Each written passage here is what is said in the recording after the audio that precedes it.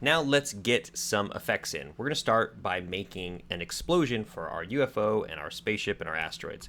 We're going to do that using Unity's particle system. I'm going to come over here to our hierarchy, right click, go to effects, particle system. I'm going to call this explosion. And the first thing I'm going to do is I'm going to lower this duration down to, let's just say 0.5, and I'm going to say we're not looping. And that way, when I play this, if I hit restart really quick, it just does a quick short burst. It goes, doot, doot, right? See that?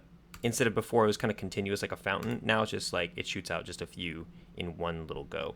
We're also going to change the lifetime of this because right now it's 5. If I press play, look at that. They kind of just, they keep going, right? We see them all the way out there. But if the lifetime is something shorter, like let's say 0.75, and then hit restart, look at that. They just kind of, they disappear a little quicker, right? They die off a little quicker. And let's also just slow them down a little bit, like 3. This start size, they could be smaller too. Let's do like a 0.3. See if we play this. Okay, see that? Just a little quick doot, doot, doot. This is getting closer. And now over here on a mission, currently it's set at 10, but let's put it up to 100. And now when I play it, you see how it does a bunch at once now? We're getting a little closer to something that looks like an explosion, right? It's a little... And now on shape, you can see how it says cone. That's the shape that we're using to create the particles. You can see the shape right here, right? This little blue cone shape. Let's change this to circle. Now when I hit restart, okay, they're getting spread out like that. Okay, you can see them kind of, it's almost like we're looking at a flat explosion, right? But at least they're going in these opposite directions. And over here on the rotation, you can change this to 90. And look at that. You can actually see our circle now, right? Because if it's not 90 right now, it's just flat. It's just this line.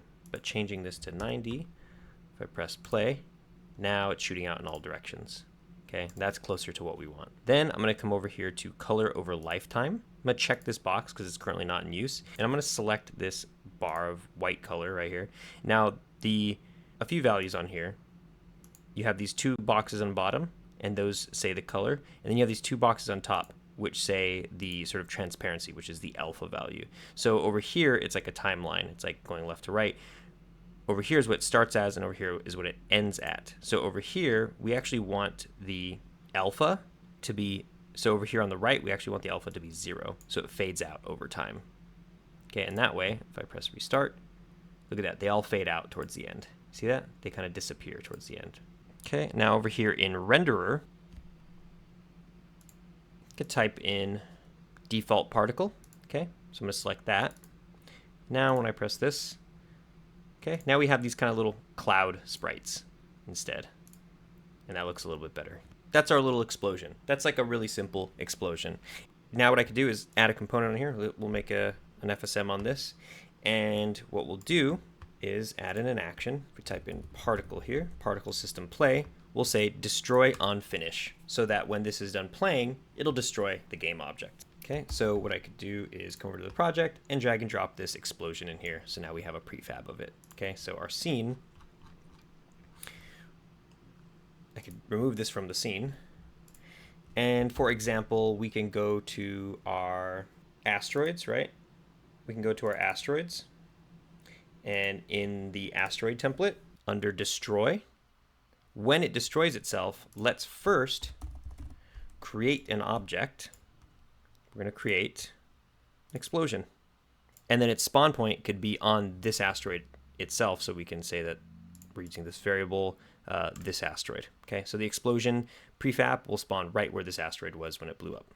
And what else uses that? Our UFOs also use it. We can go to UFO, go to Playmaker, and then on our move, you can edit this, hit by bullet, you can do create object, and we're saying that we're going to create an explosion, and then the spawn point, you can make this UFO.